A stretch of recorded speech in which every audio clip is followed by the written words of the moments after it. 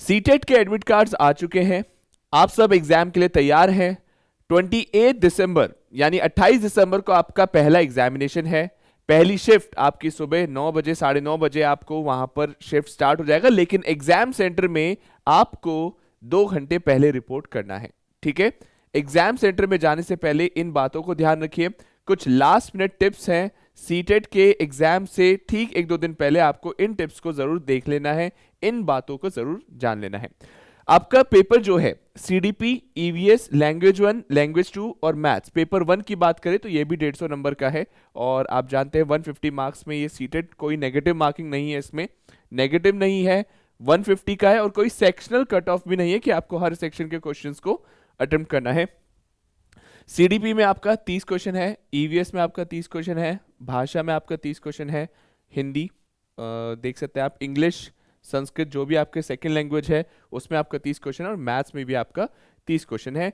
समान इसमें वर्गीकरण है हर अंक का, हर सब्जेक्ट का। ठीक है, अगर पेपर 2 में आएंगे तो उसकी बात बाद में करेंगे, पहले पेपर 1 के बारे में बता दूं।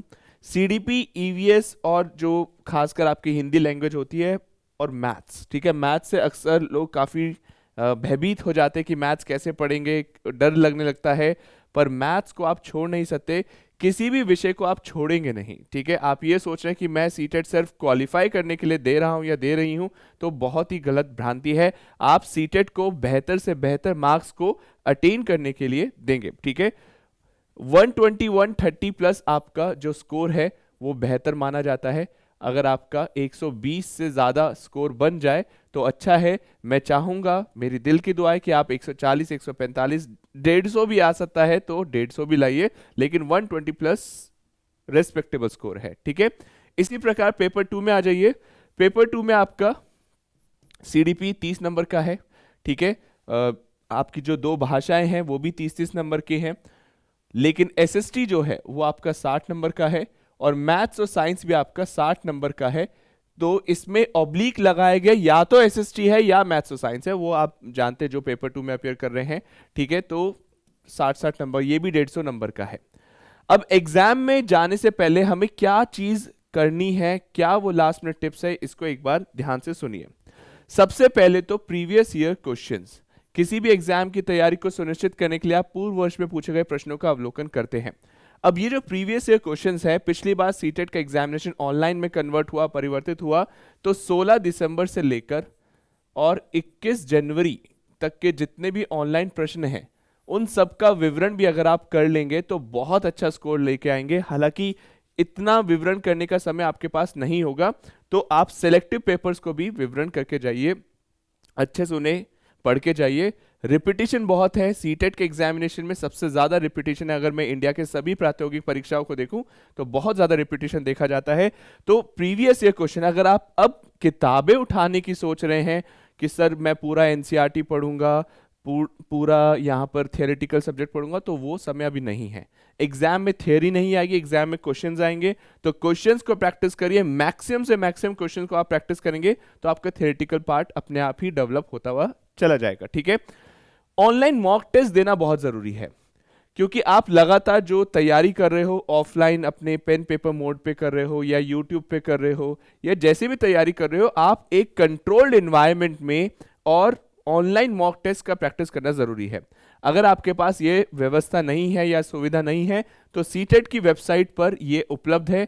एक मॉक टेस्ट जरूर दे के जाइए, ऐसा ना हो कि आपको वहां जाकर बिल्कुल अलग ही हो, अलग लगे और आप उस माहौल से परिचित ना हो कि ऑनलाइन मॉक टेस्ट कैसा होता है। मैराथन, इस समय मैराथन लगाने से आपके सभी विषयों का अभ्यास हो जाता है। तो मैराथन, इस मंच ने, टीचिंग वाला ने आपको 30 से भी ज्यादा ऐसी मैराथन्स दी हैं पिछले 1-1.5 महीने में, जो आपके लिए काफी ज्यादा लाभदायक है।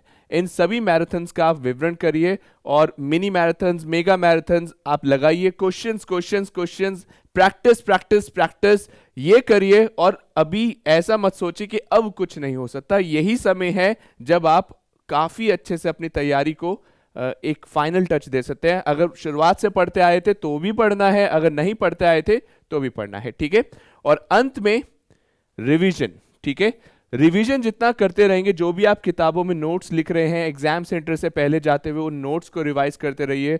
आप रात को एग्जाम अगर कल है तो एक दिन रात को अच्छे से सोइए, अच्छी से स्लीप लीजिए, अच्छी नींद लीजिए। नींद अच्छी लेना बहुत जरूरी है। स्लॉथ वाली नींद की बात नहीं कर रहा हूं, लेकिन हाँ, यहां पर एक 6 to 8 आवर्स का स्लीप जरूरी है। सो एग्जाम से ठीक पहले की अगर बात करी जाए, और हमारा सबका ब्लेसिंग्स आप सबके साथ है ही। हम सब आपको विश करते हैं all the very best for your examination.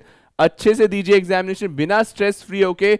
और मुझे यकीन है कि आप अगर कम पढ़े हो, थोड़ी बहुत तैयारी इधर उधर भी है, तो भी सीटेट तो क्वालिफाई कर ही लोगे। ये मत सोचना कि अगली बार बहुत अच्छे से तैयारी करके मैं सीटेट दूंगा, क्योंकि there is no next time, there is no tomorrow. जो करना अभी करना, आज करना, इसी सीटेट में करना है।